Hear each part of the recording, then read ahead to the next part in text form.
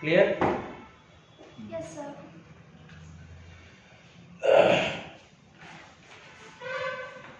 तो आज की क्लास में हम लोग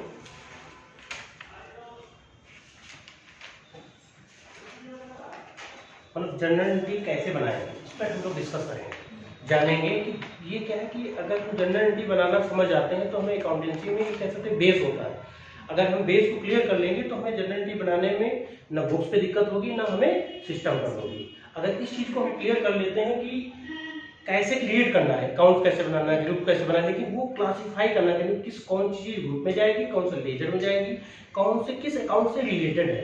जैसे हमने चार्ट बनाया था लास्ट क्लास में, हमने चार्ट बनाया था, उसमें अकाउंट्स के टाइप्स लिखवाए थे। अब उन टाइप्स जो अकाउंट्स हैं, अकाउंट्स के बारे में हम लोग डीपली थोड़ा सा जो इंपॉर्टेंट है उसके बारे में भी जानेंगे। तो पहला उसमें अकाउंट्स आता है आपका पर्सनल अकाउंट। कौन सा आता है? Personal account.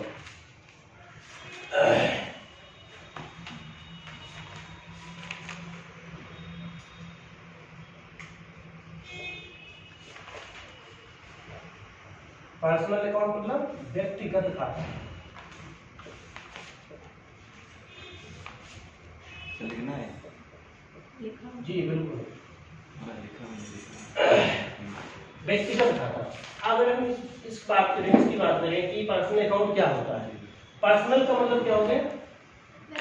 व्यक्तिगत अकाउंट में खाता। व्यक्तिगत खाता कौन से होंगे? वैसे तो व्यक्ति के रूप में हम लोग किसको मानते हैं? या तो महिला होगा, एजेंट्स होगा, दो ही को मानते हैं। लेकिन बिजनेस के रूल में क्या आता है, वो सारी व्यक्ति माने जाते हैं जिनका एक फर्म, जैसे फर्म है, कंपनी है, संस्था है, क्योंकि उसका भी क्या होता है, रजिस्ट्रेशन होता है। रजिस्ट्रेशन होने के बाद में जिस डेट में संस्था का, फर्म का रजिस्ट्रेशन हो जाता है, उसके बाद वो व्यक्ति के रूप में भी मानी जाती है।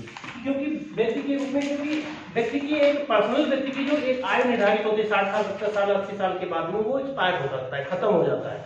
लेकिन एक संस्था जो होती है, मान लीजिए कोई संस्था है जीपी ग्रुप है, अगर इसका एक रजिस्ट्रेशन हो गया, रजिस्ट्रेशन कर दिया गया, पैन कार्ड बन गया, इसका रजिस्ट्रेशन आईडी, कंपनी का जनरेट हुआ टीम नंबर आ गया, तो इस संस्था की जो मैनेजमेंट कमेटी होगी वो बदलती रहेगी, लेकिन ये संस्था चलती रहेगी। कितने साल तक चलेगी ये कंफर्म कोई नहीं कहता है। जैसे मूसाराम एंटरप्राइजेज आपके लोकल में, उनकी पुश्तैनी लोग चला रहे हैं। जैसे आप अडानी का मान लीजिए, टाटा का मान लीजिए, या रिलायंस का मान लीजिए, तो ये सारी कंपनियां, कंपनियों में चेयरमैन या पर्सनल कमेटी कैंडिडेट आते रहते हैं, जाते रहते हैं, लेकिन संस्था कई सालों, कई वर्षों से जीवित रहती है, मार्केट में काम करती रहती है। तो यानी कि ये जितनी भी चीजें होंगी, अगर हम बात करें पर्सनल अकाउंट में कौन कौन से आएंगे, किसी व्यक्ति का नाम आ जाएगा, चलो उसका डिफिनेशन ले लो।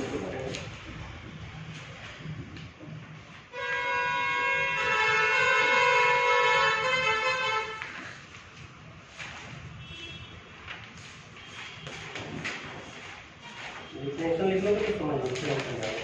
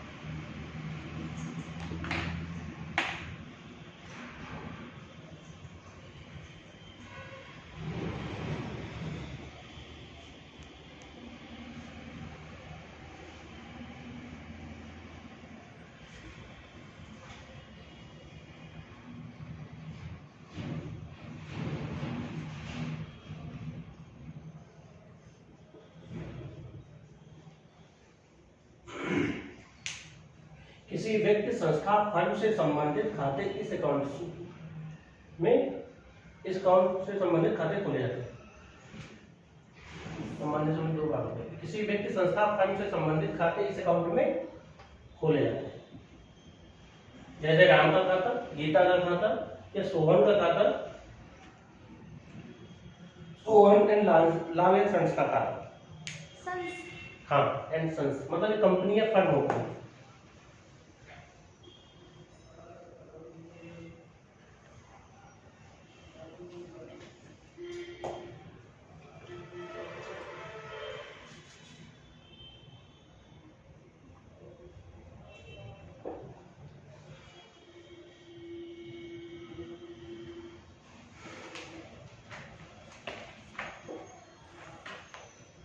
देखिए, अब यह बात आती है कि जो बिजनेस हमारा चलता है वो दो पहलू पे चलता है या दो डबल एंट्री सिस्टम है, उसको बोलते हैं डबल एंट्री सिस्टम।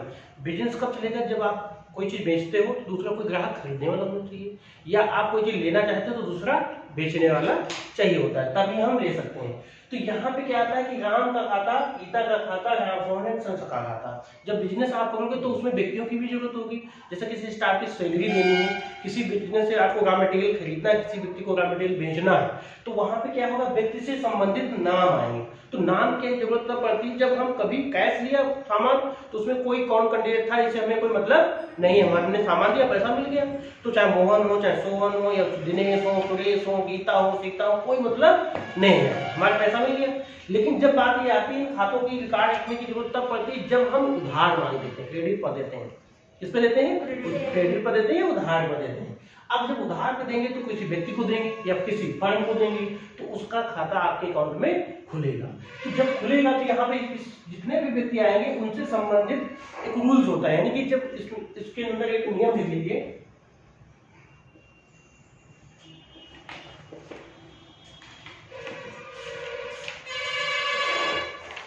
शायद पहले लिखा भी होगा,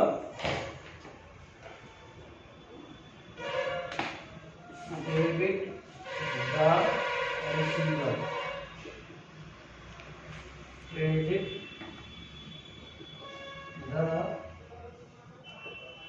giver. Debit the receiver, credit the giver.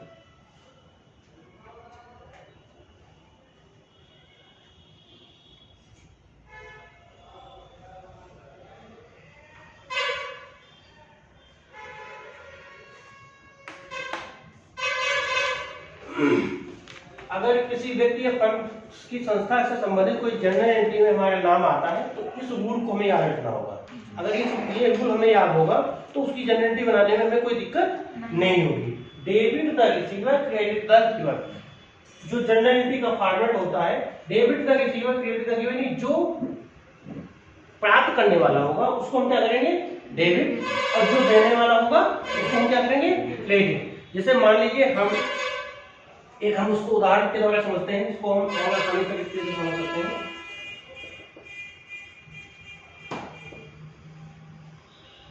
Mohan ने 1000 रुपए का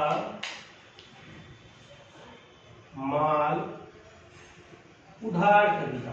क्या खरीदा? उधार खरीदा।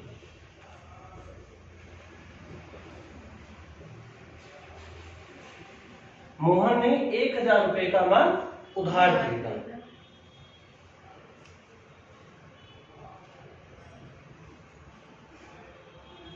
अब यहाँ पे जब एंट्री आती है तो इसमें हमें दो चीजें, एक डेबिट और क्रेडिट, दो ऑप्शन हमने बताए। हर एंट्री में एक कोई चीज डेबिट होगी, दूसरी क्या होगी? क्रेडिट होगी।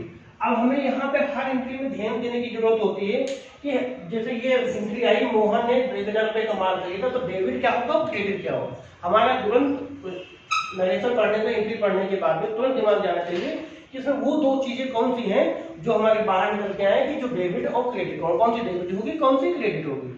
अब नियम की बात करते हैं डेबिट का रिसीवर। मोहन ने 1000 रुपए का माल उधार खरीदा है। किसने खरीदा है? मोहन ने क्या खरीदा है? माल खरीदा है, गुड्स खरीदा है। तो अब बात करें कि क्या है कि मोहन के पास, मोहन जो क्या है, गुड्स को प्राप्त करने वाले हैं। क्या करने वाले हैं? तो प्राप्त करने वाले हैं। गुड्स अकाउंट डेबिट, इसको हम शॉर्टकट में लिखेंगे डेबिट। मोहन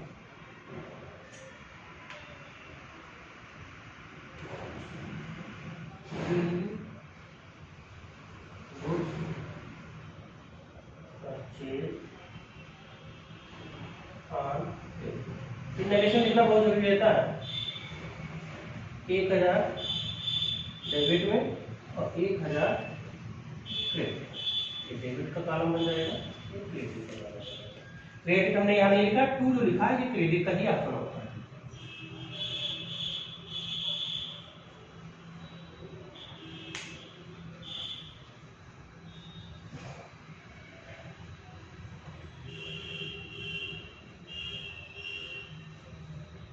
गुड्स के बाद क्या लिखा है? अकाउंट लिखा है, अकाउंट जो लिखा हो तो उसको शॉर्ट कर दें A/C, ये ऐसे।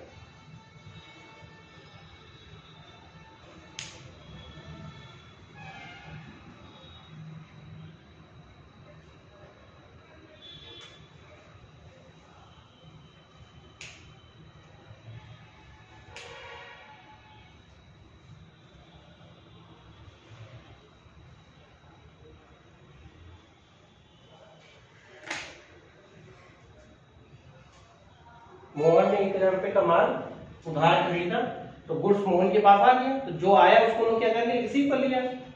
किससे लिया? हमने माल किससे खरीदा? मोहन से। अब समझाओ, से 1000 रुपए का माल खरीदा, ठीक है। अब यहाँ पे क्या हो जाएगा, जैसे जब हम एंट्री करते हैं तो एक तरफ खुद को कंपनी मान लो, अदर व्यक्ति को दूसरा मान के चले जाओ। जब हम खुद को कंपनी मान के चलेंगे तो हमारे पास में जो आया उसको हमने क्या कर लिया, डेबिट कर लिया। अब किसने क्या लिखा, क्रेडिट द गिवर, देने वाला कौन है? मोहन। मोहन माल देने वाले, उनको हमने क्या कर दिया, क्रेडिट कर दिया। हमें मिल रहा है तो हमने गुड्स को क्या कर दिया, डेबिट कर दिया। समझ रहे मेरी बात को? अगर यहीं पे जैसे एंट्री पलट जाती है कि हमने माल मोहन को उधार दिया, हमने माल मोहन को उधार माल दिया, ये उधार माल बेचा, यही पे हम उनकी दूसरी बना लेते हैं। 5000 रुपए का उधार माल बेचा।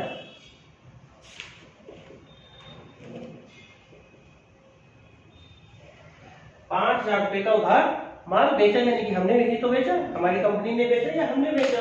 तो यहाँ पे क्या है, क्रेडिट हो रहा है। अब यहाँ किसको बेचा है,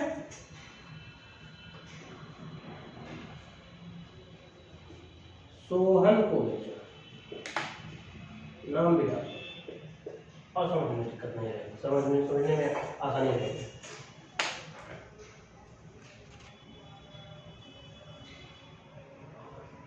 Sohan account debit to goods being goods sold on credit to Sohan। ये कह सकते हैं जो इंटरव्यू लिखा होता वही हम नरेशन में कॉपी कर सकते हैं। 5000 डेबिट, 5000 क्रेडिट।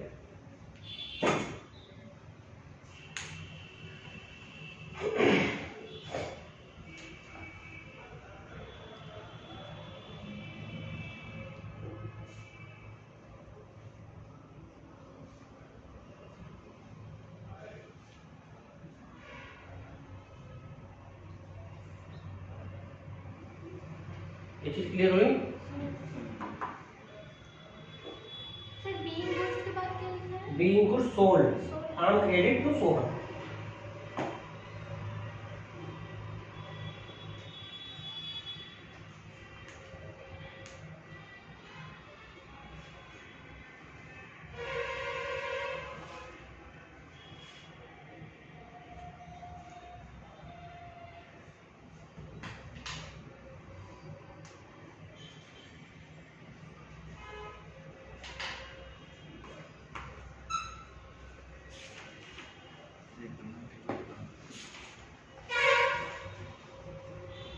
ठीक है। अब यहाँ पे ये दोनों एंट्री अगर आपने सही तरीके से समझ ली तो इस अकाउंट से रिलेटेड कोई भी एंट्री मिस नहीं होगी। अगर इन चीजों को आपने सही तरीके से समझ लिया तो जनरल एंट्री बनाने में आपको 90% कभी दिक्कत नहीं आएगी। 100% नहीं कर सकते क्योंकि उसमें लॉजिक में वर्ड्स चेंज हो जाते हैं, तो वहाँ पे कंडीशन चेंज होने पर रूल चेंज हो जाता है। लेकिन 90% आप ये समझ सकते हैं कि अगर इनको आपने समझ लिया आगे जनरल एंट्री बनाने में आपको कभी दिक्कत नहीं होगी, चाहे सॉफ्टवेयर पर हो चाहे आपको ऑन बुक्स पे बनाना हो। तो ये चीज समझ गई कि मोहन से 1000 रुपए का माल उधार खरीदा तो goods account debit to Mohan account being goods purchase from credit. दूसरा 5000 रुपए का उधार माल मोहन को बेचा, Mohan account debit to goods account being goods sold on credit. यानी कि जो चीज हमें हमारे पास से जा रही है debit the receiver credit the receiver. तो डेबिट कौन हो रहा है यहाँ पे क्या है डेबिट, देखो मोहन को हमने क्रेडिट कर दिया, यहाँ पर हो गए, यहाँ पे सोहन क्या हो गए डेबिट हो गए, डेबिट का रिसीवर मोहन प्राप्त करने वाले तो डेबिट हो गए, हमारे पास गुड्स जा रहा है तो ये क्रेडिट हो गया, यहाँ पे हमें गुड्स मिल रहा है तो यहाँ पे डेबिट हो गया। ये दोनों एंट्री के हिसाब से। अभी इसको और अच्छे तरीके से समझेंगे नेक्स्ट इसके बाद वाला जो है, क्योंकि एक दूसरे से रूल्स टच में है, यानी कि एक दूसरे से जुड़े हुए होते हैं, जिससे आपको समझने में दूसरा इसके बाद में पर्सनल अकाउंट के बाद में अगला जो अकाउंट होगा उसको भी हम समझाएंगे तो और अच्छे तरीके से समझ में आएगा। ये चीज क्लियर है? अगर इस तरह की कोई भी एंट्री आती बना सकते हैं। क्लियर?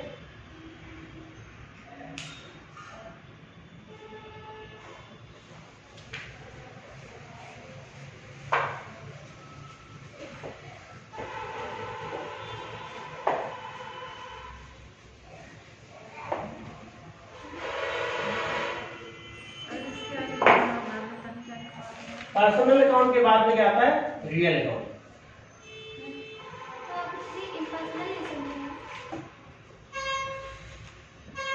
पर्सनल अकाउंट से संबंधित हमने बात कर ली।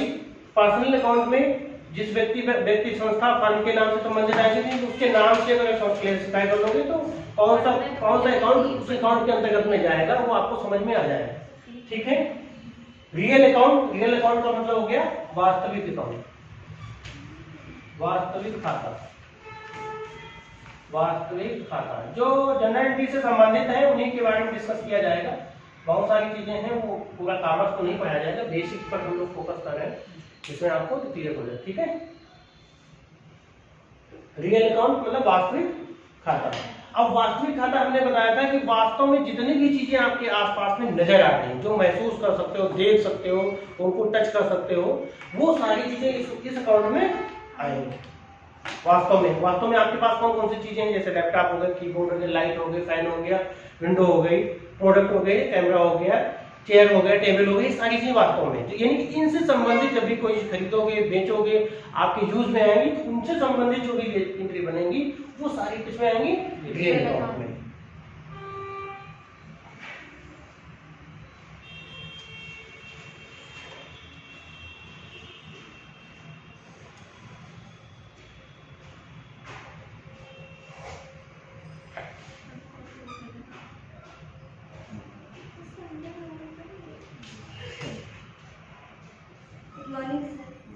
Good morning.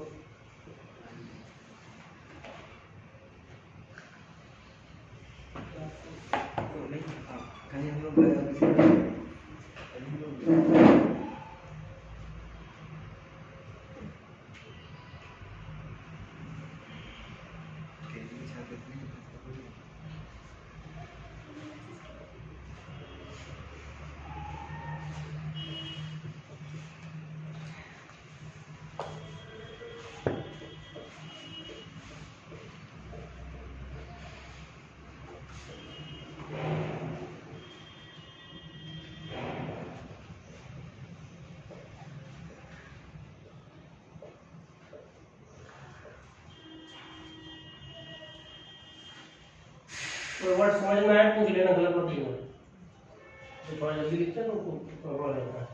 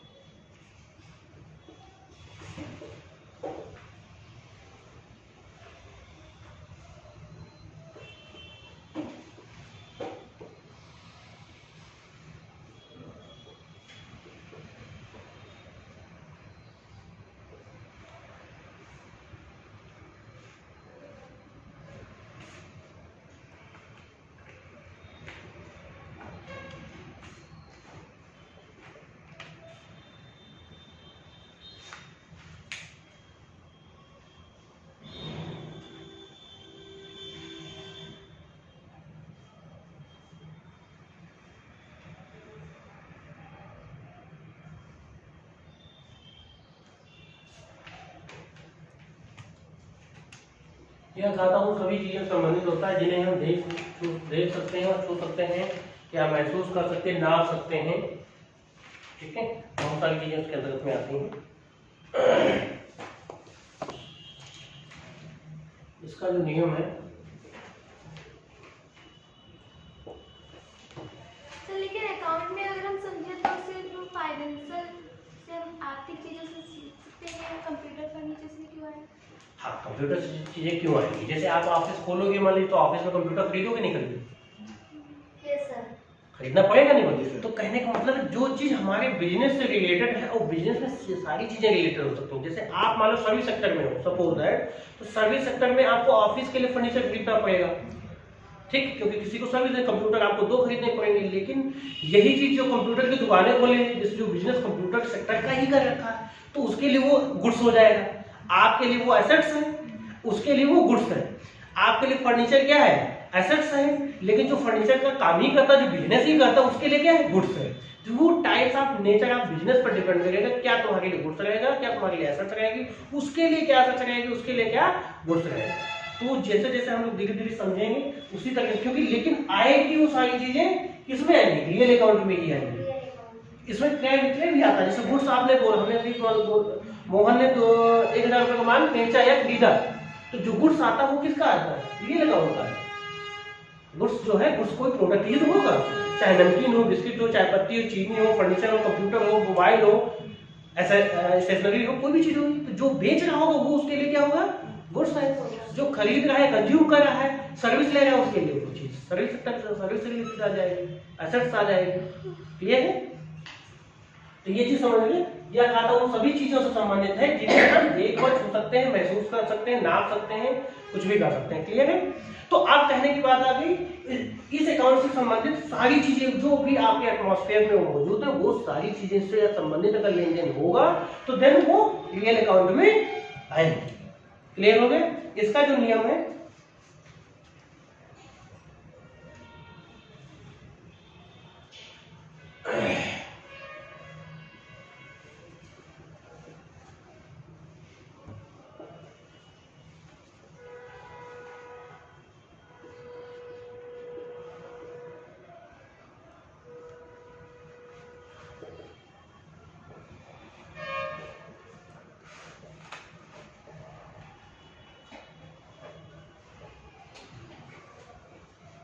Debit what comes in, credit what goes out. बोला गया, वो बोलने से क्या होता है, जिस चीज को आप जितना रिपीट करोगे वो ऑटोमेटिक आपको रिमाइंड हो जाएंगे, याद हो जाएंगे। Debit what comes in, credit what goes out. जो आएगा उसको हम क्या करेंगे? डेबिट करेंगे, जो जाएगा उसको हम क्या करेंगे? क्रेडिट करेंगे।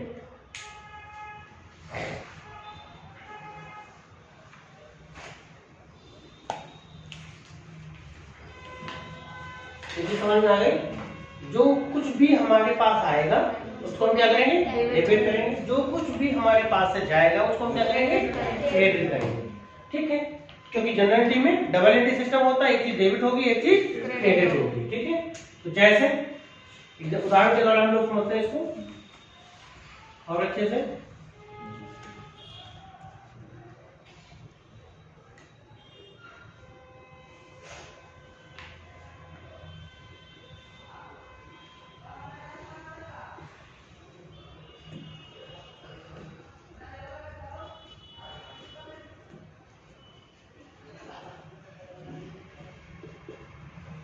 ₹5000 का फर्नीचर खरीदा।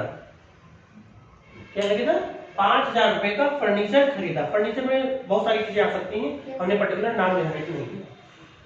5000 रुपए का माल खरीदा, तो अब इसमें क्या आता है? डेबिट क्या होगा और क्रेडिट क्या होगा?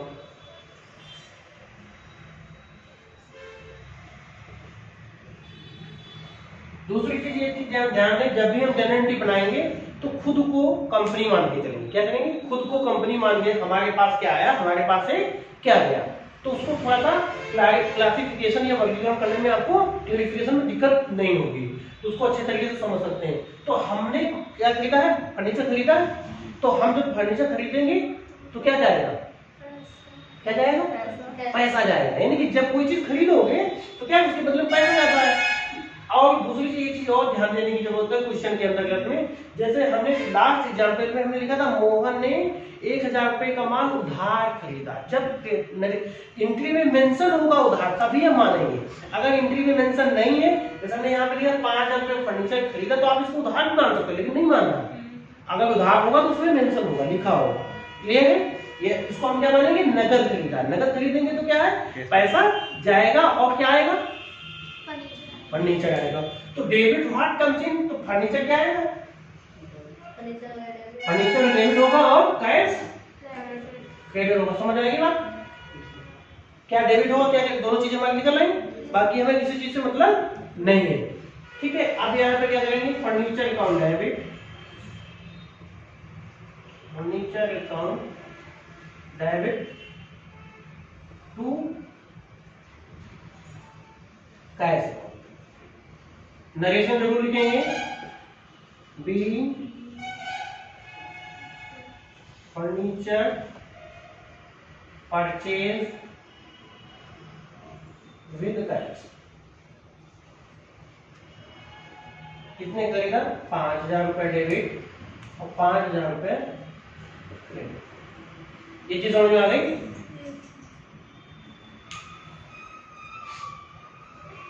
क्लियर है श्याम? समझ आ गया?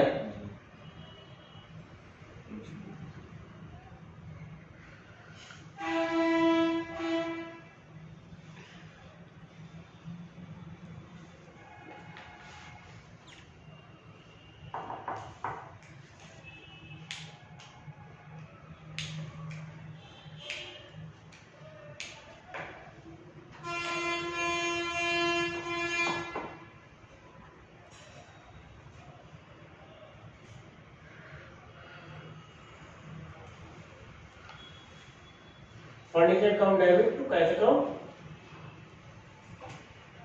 एक एग्जाम्पल और ले लेते हैं।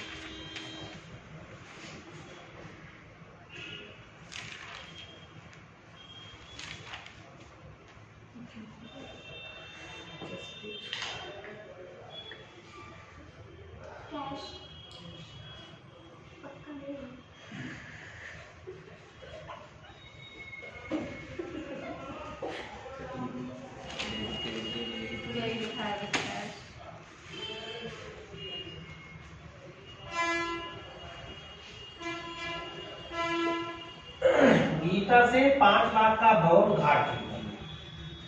ठीक है, इसको हम समझेंगे। अगर मान लो उधार यहाँ पे हटा दें कुछ देर के लिए, मान लो उसको हटा दें, खाली लिखते हैं गीता से 5 लाख का भवन खरीदा, तब एंट्री क्या बनेगी? भवन आएगा, इसमें क्या आएगा क्या जाएगा? भवन आएगा, पैसा जाएगा। भवन आएगा, पैसा जाएगा, यानी कि बिल्डिंग आएगी। BUILDING building account debit to cash account. 5 lakh इधर लिखेंगे और 5 लाख इधर लिखेंगे। ठीक है, अगर यही चीज है गीता से 5 लाख का भवन खरीदा तो building account debit to cash account, यानी कैश में निपटारा हो गया, इससे कोई जीता रहा है कोई से मतलब हमें नहीं है। ठीक है, अगर यही हम क्या करें? उधार लिख दें, गीता से उधार माल खरीदा। अब जब उधार माल खरीदा है तो अभी इसकी एंट्री बदल जाएगी। अब यहाँ पे डेबिट क्या होगा? डेबिट और क्रेडिट क्या होगा? क्या आएगा? बिल्डिंग। डेबिट तो बिल्डिंग ही होगी, समझ रहे हैं? बिल्डिंग ही डेबिट होगी, लेकिन क्रेडिट में क्या आएगा? 5 लाख। गीता से खरीदा है, क्योंकि उधार जब खरीदेंगे तो उस व्यक्ति का नाम लिखेंगे। 5 लाख कैश का तब आता है जिसके पहले एंट्री की थी, जब हम नगद खरीदते हैं। ठीक है, इसके पहले जो एंट्री हमने बनाई थी। लेकिन जब उधार खरीद रहे हैं तो हमारे पास से जा नहीं रहा है, जा किसके पास रहा है? गीता के पास है। जो हमने पर्सनल अकाउंट का नियम बताया था, debit the receiver credit the giver, तो देने वाला कौन है? गीता। तो जो दे रहा है उसको हम क्या करेंगे? क्रेडिट। यानी कि हम इसको यहाँ समझाना ये चाह रहे थे कि इस कंडीशन में 2 नियम लग रहे हैं, पर्सनल है और रियल का भी। पर्सनल में आपका गीता है, रियल में क्या है? भवन आ रहा है। तो भवन जो आ रहा है आपके पास आ रहा है तो debit the receiver, debit what comes इन, जो आया उसको डेबिट कर दिया। पर्सनल अकाउंट के नियम से क्या होता है कि जो देने वाला होता है उसको हम क्या करते हैं, क्रेडिट करते हैं। तो क्रेडिट क्या करेंगे हम, गीता को कर देंगे। यहाँ पे building account debit to Geeta, building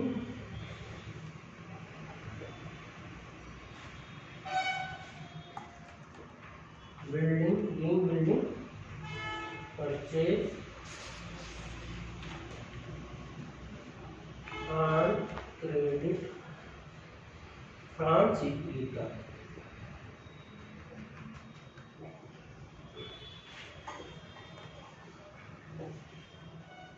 हम जो कहना चाह रहे थे आप लोग समझ गए, किसको नहीं समझ में आया? ये एंट्री समझ में आई? तकलीफ जी। अभी अगर नहीं समझा तो समझ लो समझ नहीं पाओगे फिर, क्योंकि और ये चीज क्लियर हो गई तो एंट्री बनाने में कोई दिक्कत नहीं है। रिपीट कर। अब जैसे हमने क्या किया, गीता से 5 लाख का भवन उधार खरीदा, ठीक है। जब उधार खरीदा है तो यहाँ पे पहली बात क्या है, पहले एक आया गीता, ठीक। दूसरा शब्द क्या है, भवन, ठीक। अब डेबिट क्या होगा, क्रेडिट क्या होगा? क्रेडिट और डेबिट हम नियम के आधार पर करेंगे। भवन किस अकाउंट से रिलेटेड है, रियल अकाउंट से। भवन किस अकाउंट से रिलेटेड है, रियल अकाउंट से। गीता किस अकाउंट से रिलेटेड है, पर्सनल अकाउंट से। तो पर्सनल अकाउंट का नियम क्या है, डेबिट व्हाट का, डेबिट का रिसीवर, क्रेडिट का गिवर। तो गीता से खरीदा ना, तो गीता देने वाली है, तो जो देने वाला होता है उसको पर्सनल अकाउंट क्या करता है, क्रेडिट करता है, क्रेडिट द गिवर। रियल, अगर रियल अकाउंट की बात करें भवन की, रियल अकाउंट, तो रियल अकाउंट का क्या नाम, क्या फॉर्मूला होता है, debit what comes in, credit what goes out. तो हमारे पास भवन आ रहा है या जा रहा है, आ रहा है। तो ये डेबिट व्हाट कम्स इन, तो हमने भवन को क्या कर दिया, डेबिट कर दिया। समझ आई मेरी बात? जस्ट इसके पहले की एंट्री उधार, मान लो जब हमने इसको हटा दिया था, खाली सीधे लिख दिया था गीता ने, गीता से 5000 रुपए का भवन खरीदा। तो अब गीता से भवन खरीदा है, गीता हो या सीता हो से कोई मतलब, क्योंकि हमने पैसा दे दिया। जब उधार नहीं खरीदा है तो हमने पैसा दे दिया होगा। तो यहाँ जब ये पैसा कैश आ जाएगा, यहाँ पे क्या रहेगा, कैश की एंट्री होगी। तो कैश क्या है, रियल है। पैसा दिखता नहीं दिखता है, चाहे चेक हो, ड्राफ्ट हो, डीडी हो, अकाउंट में पैसा आपको दिखता है। तो जब दिखता है तो ये भी रियल हो गया और ये भी रियल हो गया। दोनों अकाउंट रियल के संबंधित हो गए, दोनों वर्ड्स आपके रियल अकाउंट से संबंधित हो गए। तो जब रियल अकाउंट से रिलेटेड हो गए तो debit what comes in, credit what goes out, building account debit to cash account. Clear? अभी क्या था इसमें, ये गीता थी पर्सनल अकाउंट से जब हमने उधार खरीदा था। क्लियर? बता दे,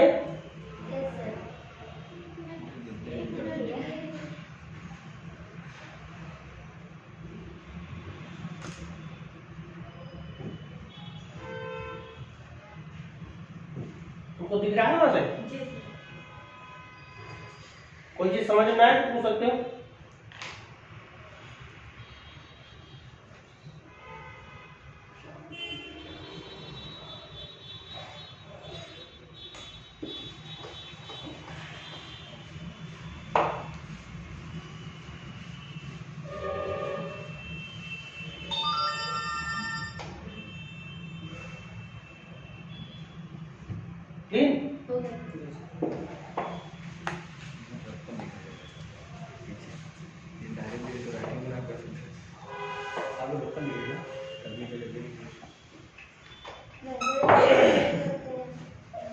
अब इस अकाउंट, लास्ट अकाउंट को समझने की जरूरत बहुत अच्छा है और बहुत जल्दी समझ में आएगा।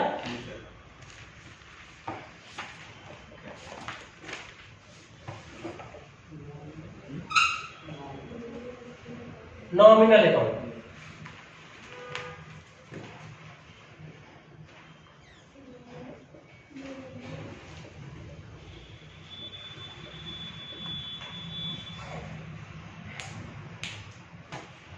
नॉमिनल अकाउंट मतलब नाम मात्र खाता। नाम मात्र खाते के बारे में हमने थोड़ा सा एक्सप्लेन किया था लास्ट क्लास में।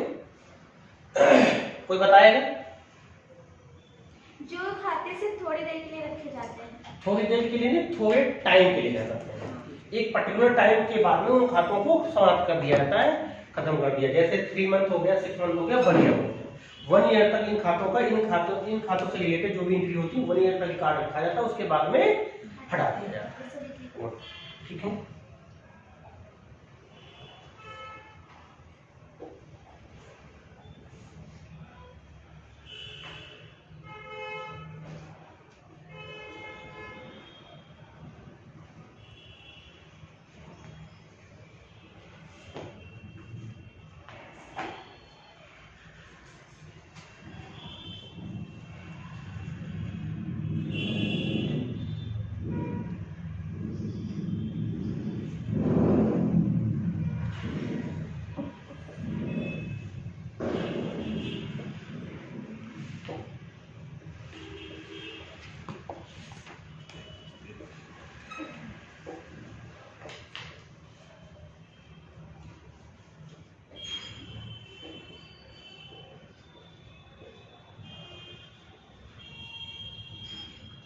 ऐसे खाते जिनका विवरण एक वित्तीय वर्ष तक रखा जाता है।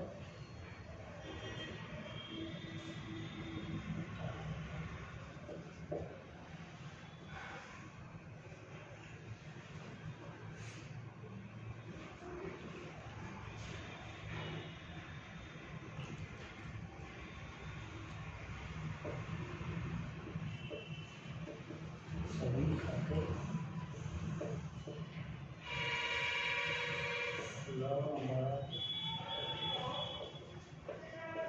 खाते के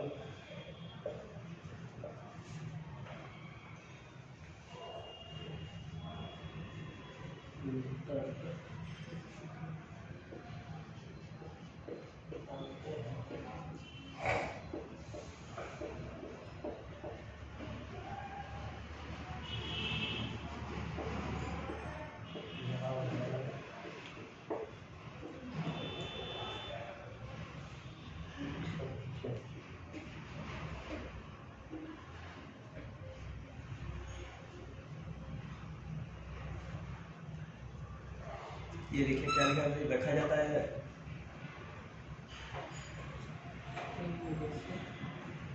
रखा जाता है, वे सभी खाते नामांकित खाते के अंतर्गत आते हैं।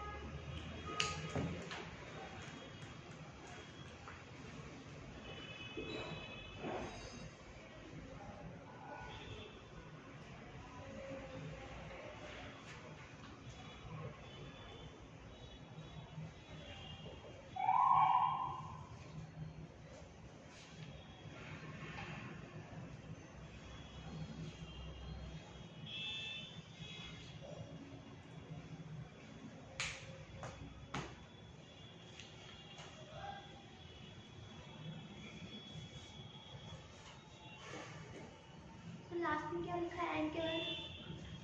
GAINS gains.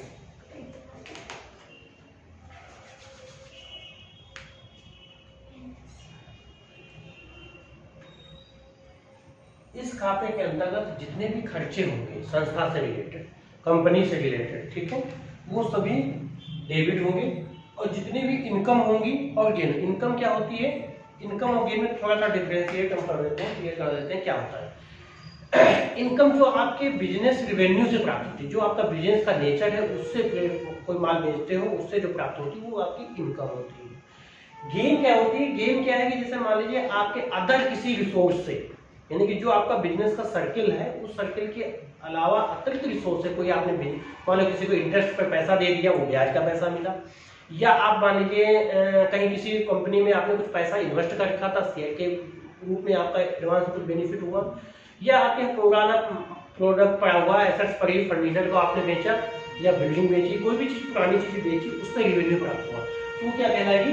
गेन। वो हमारा मोड नहीं होता बिजनेस का करने का, लेकिन वहां से भी कुछ ना कुछ प्राप्त होता है, तो वो भी आपका क्या होता है? गेन होता है। ठीक है, क्लियर हो गया इनकम एंड गेन में?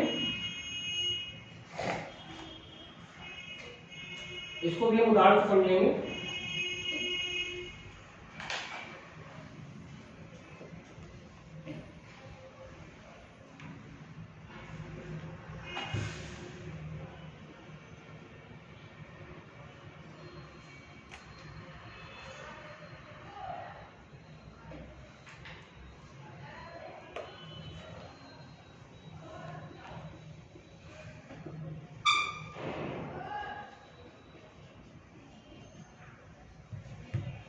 ₹5,000 का वेतन है,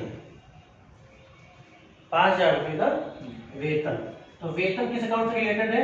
नॉमिनल। 5,000 जो कैश है ये किस अकाउंट से रिलेटेड है? रियल। शॉर्टकट में वही बना लो, कौन सा अकाउंट किस से रिलेटेड है, कौन सा वर्ड किस अकाउंट से रिलेटेड। वेतन हो गया नॉमिनल से, कैश हो गया रियल, तो कैश आपको दिखाई पड़ेगा। ठीक है, तो रियल का फॉर्मूला क्या है? Debit what comes in, credit what goes out. Repeat करते लो, रियल का फॉर्मूला क्या है? Debit what comes in, credit what goes out. और नॉमिनल का क्या है? Debit all expenses and losses, credit all income and gains. तो debit all expenses and losses, तो ये वेतन क्या है? कंपनी के लिए खर्चा होता है, तो इसको हम क्या करेंगे? डेबिट करेंगे। गरिमा समझ में आएगा? Yes sir. Salary account debit to, पैसा क्या है हमारे पास से? जा रहा है, credit what goes out. Real का फॉर्मूला क्या है? Credit what goes out. तो यहाँ पे क्या होगा? कैश हो जाएगा, कैश अकाउंट। बीइंग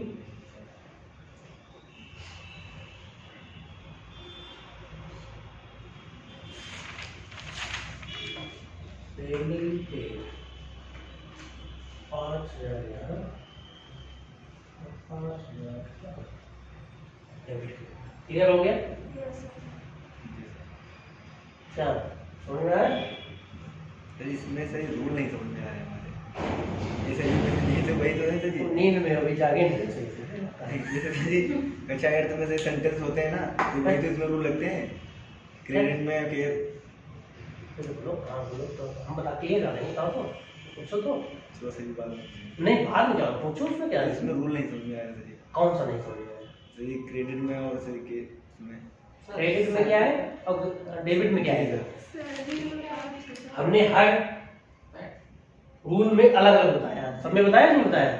पहला हमने पर्सनल अकाउंट बताया।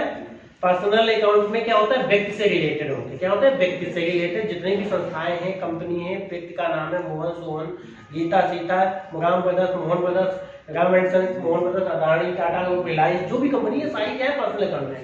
पर्सनल अकाउंट का हमने नियम बताया, debit the receiver, credit the giver. तो हमने उसमें एक एग्जांपल बताया था, debit the receiver, credit the giver, यानी कि जो चीज हमारे पास आएगी, जो देने वाला होगा उसको हम क्या करेंगे? डेबिट करेंगे, उसको हम क्या करेंगे? क्रेडिट करेंगे। डेबिट द रिसीवर, जो प्राप्त करने वाला होगा उसको हम क्या करेंगे? डेबिट, और जो देने वाला होगा उसको हम क्या करेंगे? क्रेडिट करेंगे। ठीक है। दूसरा हमने बताया रियल अकाउंट। रियल अकाउंट नाममात्र खाता होता है, नाममात्र खाते, सॉरी, रियल अकाउंट वास्तविक खाता। वास्तविक खाते में क्या हमने बताया? Debit what comes in, credit what goes out. जो कुछ आएगा उसको हम डेबिट करेंगे, जो कुछ हमारे पास से जाएगा उसको हम क्रेडिट करेंगे। तीसरा है नॉमिनल अकाउंट, नाममात्र खाता। जिसमें हमने बताया debit all expenses and losses, credit all income and gains, यानी कि जितनी भी चीजें आपके पास खर्चे होंगे तो खर्चों को डेबिट करेंगे और इनकम्स को क्रेडिट करेंगे। अब यहाँ पे बात आती है कि एक ही एंट्री में दो अकाउंट टच करेंगे, क्योंकि एक ही अकाउंट से रिलेटेड ऐसा नहीं हो सकता कि एक एंट्री में एक ही अकाउंट का नियम लगे वो बन जाए, पॉसिबल ही नहीं हो सकता। जैसे हमने बताया सैलरी 5,000 रुपए का वेतन दिया, अब ये जनरल एंट्री में आपका माइंड आइकुलर तीनों कुछ जब घट लोगे रियल रूल्स को, तब आपका दिमाग क्या काम करेगा? जैसे हमने ये एंट्री लिखी, अब एंट्री में जो वेतन है वो किस अकाउंट से रिलेटेड है ये आपको याद करना है, मतलब समझना है, उसको कंसिडर करना है वो आपके पिछले एक्सपीरियंस, पिछले जो आपने पढ़ा उसके आधार पर। वेतन क्या है? खर्चा है। अब ये तो आपको पता होना चाहिए वेतन क्या है, खर्चा है। तो खर्चा किस अकाउंट में आता है? नॉमिनल में आता है। अब यहाँ पे 5,000 रुपए जो कैश गया वो किस अकाउंट से रिलेटेड है?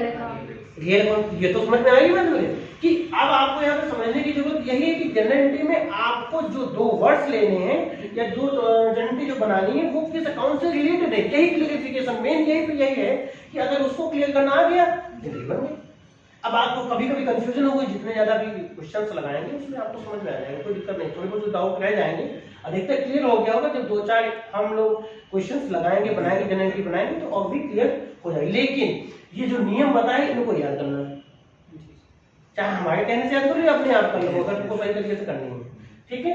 तो salary account debit to cash account, यानी कि जितने भी सैलरी की जगह पर मान लो क्या आ जाएगा, एडवर्टाइजमेंट आ जाएगा, एडवर्टाइजमेंट लिख दो, advertisement account debit to cash account. या मान लीजिए आपके फ्रेट आ गया, भाड़ा या freight account debit to cash account. यानी कि जितने भी एक्सपेंस होंगे वो उधार बहुत कम होते हैं, कैश में ही होते हैं। तो यानी कि खर्चा ऊपर, कैश नीचे, clear. Rent account debit, electricity water bill account debit, cash water bill account debit. जो भी चीज जितने भी खर्चे आएंगे वो आपके डेबिट में आएंगे और अपोजिट में कैश आ जाएगा। इन केस कभी जब उधार आया होगा तो उस व्यक्ति से रिलेटेड, मान लो 5,000 रुपए का वेतन आपका एडवांस दिया गया होगा तो लोन में जाता है, एडवांस में जो उधार होगा तो वो एक बकाया होगा तो देने का कोई मतलब नहीं होता है, ठीक है। ये चीज क्लियर है। अब यहाँ पे इन तीनों अकाउंट्स को आपको अच्छे तरीके से समझने की जरूरत है और याद करने की जरूरत। रूल्स आपने अगर याद कर लिए हैं तो आपको अच्छे तरीके से कंफर्म हो जाए।